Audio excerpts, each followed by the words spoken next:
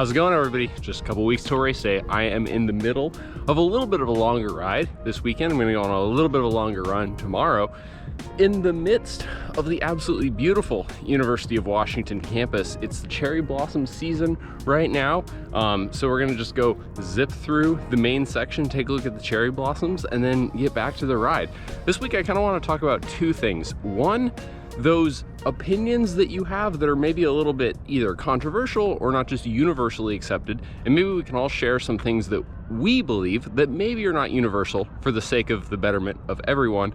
And two, I want to talk a little bit about race pace and specifically the things that are going through my mind just a couple weeks out of a race, as well as how I actually plan to go through my day at St. George. So let's finish up this ride, get home, we'll talk about it.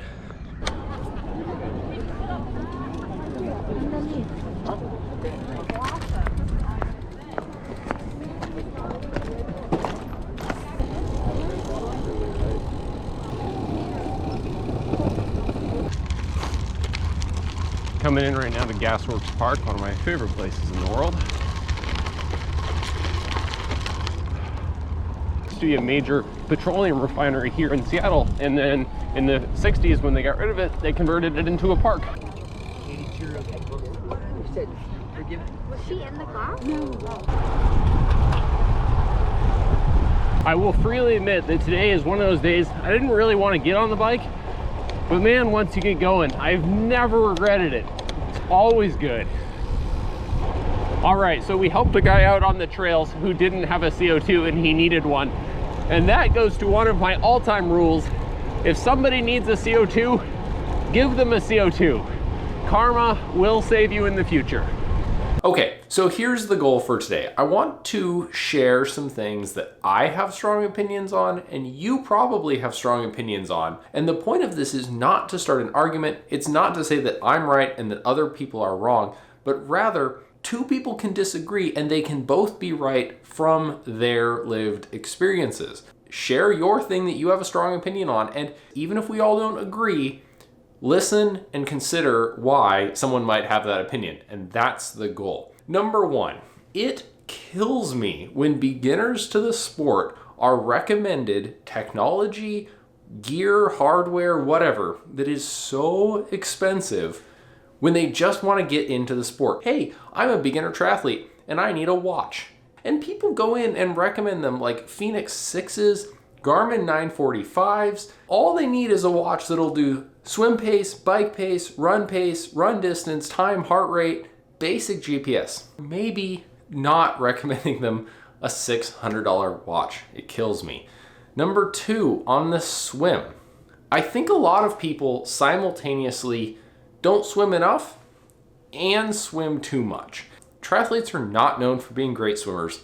I am not an excellent swimmer. On the not swim enough front, a lot of triathletes are almost proud of the fact that they just barely get through the swim. And my ask to those people is that you do put more time into the swim, because when you put time into it, it can be extremely rewarding and you can get to the point where your swims are comfortable. And I've even described some of my race swims as boring. And I mean that in a great way. I think some, let's call them middle of the packers, almost devote a little too much time to the swim. And it's like, we all should be better swimmers. I'm not saying don't swim, but we all have a limited amount of hours available. So I think there comes a point where you have to ask yourself, okay, are these 3 additional hours that I'm putting into the pool to save a few minutes on my half Ironman pace worth it?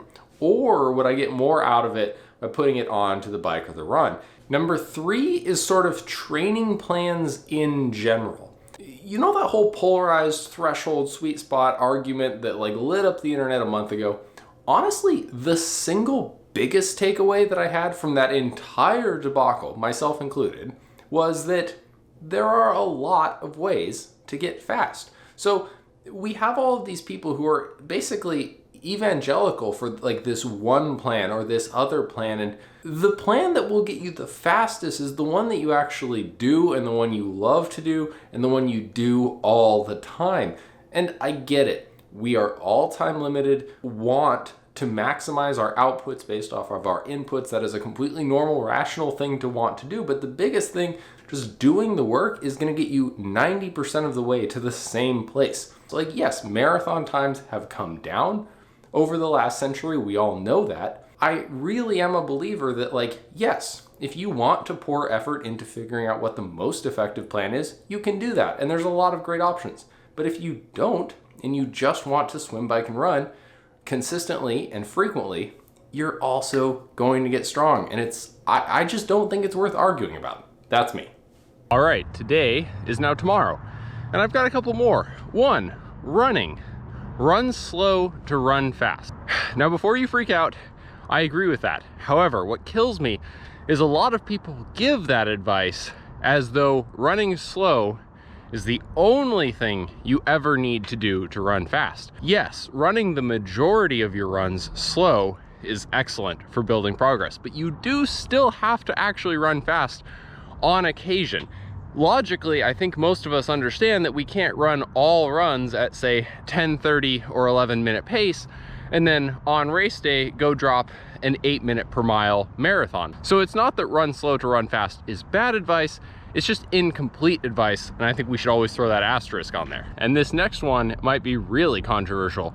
Back to bikes, I have two. This isn't as common anymore, but it used to be so often in forums. Somebody would post a picture of a new bike, and the first thing that people would say is, flip it and slam the stem.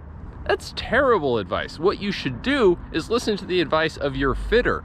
Just getting as low an aero as possible does not always make you faster. It might be more aerodynamic, but if that's not a position you can hold, so essentially the drops become useless to you, and then you spend your entire time on the hoods, or it's not a position that's comfortable for you, or it's not a position that you can ride and like you understand how to handle a bike in that aero position. I hate that advice. The second thing is regarding the spoke protector, or the dork disc as it's called, that plastic piece over the rear wheel that saves your spokes if your rear derailleur is misaligned, essentially. So many people tell beginners to remove the dork disc as quickly as possible because it's ugly and it rattles. And sometimes they are ugly, and frequently they do rattle. But here's the thing, that serves an important purpose. And if you're a beginner who doesn't know how to keep your rear derailleur adjusted, you're sacrificing not shifting your rear derailleur into your spokes to make people on the internet happy because the dork disc is ugly. The complete advice is probably, with a properly adjusted rear derailleur, you don't need a spoke protector. But just telling people who don't even know what a spoke protector is for to remove it because they think it's ugly, I hate that advice. So my rule of thumb here is, if you don't know how to take the spoke protector off, you should probably leave it on. Okay, that's it. Another week done. I'm actually so happy with how this week went. Swimming is getting just so much better. Biking is fine. And running is even getting better. Did 8.25 miles yesterday and I feel totally fine. So just super happy. I want to talk about pace and pacing in a triathlon, as well as some general tips and things that are going through my head right now. One, if you're going to be racing at a venue you've never been to, I am a map nerd, I guess. I don't know. I love going to Google Maps in their 3D view, and I just drop the little pin guy everywhere around the course. It just gives you a sense of the course. It gives you a sense of what it's like to actually be there. Using the Google Maps 3D view, one of the things I like to do is actually build out some site references that I can use when I'm swimming. So being in a place that I've never been before, I don't know the direction that I'm supposed to be swimming. So having horizon references that you can use as a general reference of the direction that you should be swimming, super useful. Because you don't have those references like you do in the pool of how fast you're going, it's very, very easy to overswim, to work way too hard. So if you find yourself swimming and you feel like you're just breathing crazy hard, you feel like you're not moving anywhere, it's way harder than it should be, the biggest thing that works for me is 1, slowing down, 2, doing a sort of a self-analysis of your form and really just being like, okay, are my arms good? Is my body position good? Am I kicking in the amount that I'm used to kicking? And then 3 is just trusting that you're moving forward, especially if you can't see the bottom or it's choppy or those buoys look so far out into the distance and it feels like you're not making progress on them. Do that form analysis and then trust that you're moving forward because the water's not different. And in fact, if you're in your wetsuit, you're probably swimming faster than you do in the pool. The bike. So I want to talk a little bit about effective bike pacing, and I'm going to do it within the context of talking about bike power because it's the metric that we can all sort of base off of. But this is true regardless of whether you have a power meter. One of the things that's a really important metric to understand is the difference between average power and normalized power. And average power is the amount of watts you generate on average. So let's say you generate 150 watts of power steady throughout the race. Congrats, you have a 150 watt average power. Normalized power attempts to take into account the physiological toll that hard efforts have on the body, even if they don't necessarily impact your average power too much. So let's say you ride your bike for an hour at 150 watts, totally steady. But let's say in that hour, you threw in, let's say 5 super hard 5 or 10 second sprints. You rode an hour and you have 50 seconds of sprints. Those sprints are not going to raise your average power by very much, right? Because it's such a relatively small amount of additional power added into your average. But those are really hard on your legs. So your normalized power is going to go up. And the reason that this matters is it's much harder physiologically on the body to do these over threshold hard efforts over and over and over again than it is to stay steady. So on a perfectly flat course, the optimal way to pace would essentially be finding the power that you're going to maintain throughout the race and pretty much holding it steady, assuming you've trained the ability to hold power for a longer amount of time. Where it gets tricky is the real world is not flat, and what is optimal necessarily for the body is not necessarily optimal for the course. And now we're getting into a tool which I really, really like. Best Bike Split, for those of you who have a power meter on your bike, is a way to input your FTP, your weight, and the course that you're going to be riding on. And essentially what it does is it builds you out a rider profile and it says, okay, the most optimal power for you is going to be this wattage at this part of the course. Generally speaking, it's a little bit faster to put a little more power into your uphills, your steady, consistent pace on your flats, and then a little less power on the downhills. And the cool thing about Best Bike Split, particularly if you have a Wahoo element, is it can actually export a queue list of powers based off of your course. So you can even be riding along and it will say, okay, at this point, your target wattage is 180. And then you use your power meter on your bike to hit 180. Even if you don't have a power meter, even if you're not going to use BBS, the point is your optimal race efforts are your own. And the big thing that I really, really want to convey here is do not get caught up racing the people who just go level 11 out of the gate. There are going to be people who, you're all tapered, you've got race energy, you're feeling good. You get out of the water and you get on the bike and you're like, yeah, smash. No, don't do that. Because what happens is all of these people go out way too hard and then they end up either, one, burning themselves out, or two, if they can hold that pace the entire race, you are not going to beat them anyway. So one way or another, the most effective thing that you can do is to run your race and basically ignore the people next to you. That's a little bit different if you're at the very front of the field where you need to know where your direct competitors are in order to pace yourself. But even then, I think most people are served best by formulating a race plan and executing it rather than trying to adjust it on race day. Let's get into the run. And most of the advice here is actually really similar, but there's one thing in particular that I want to focus on.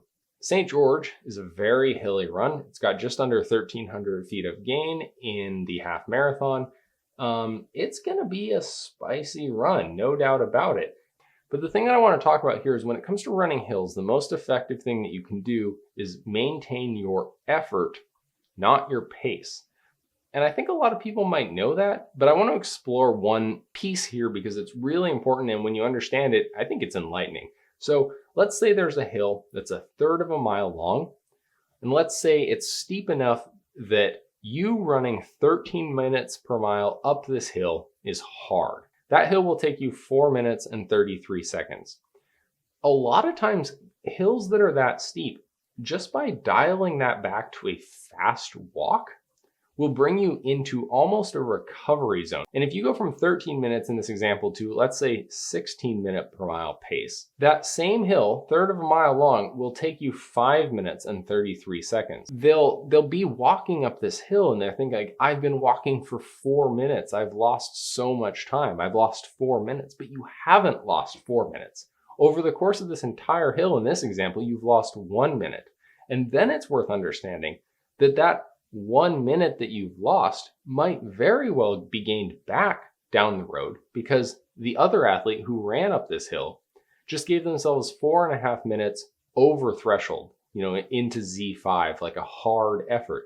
If that's the type of hill that's at the beginning of the race course, like St. George has, that athlete might very well pay for that or more at the back half of the course. Maintaining your effort at a comfortable level throughout the entire race is much more effective than trying to hammer up these hills and go level 5. Make a plan, stick to your plan, and do not let the people beside you dictate the pace that you are going to run at. Next week, I need to take my bike over to Tri-Bike Transport. It's getting shipped down to St. George. I also want to talk to you about my full gear setup, including my bike computer and the power settings that I'm going to be running, as well as nutrition. The couple days leading up to the race nutrition itself, and then a little bit of post-race recovery. Thank you for all of the comments. Thanks for hanging out with me. Again, if you're going to be in St. George, feel free to say, hey, if you have any questions, you know what to do. NoTrainerRoad Group Workouts this week. Thanks for hanging out.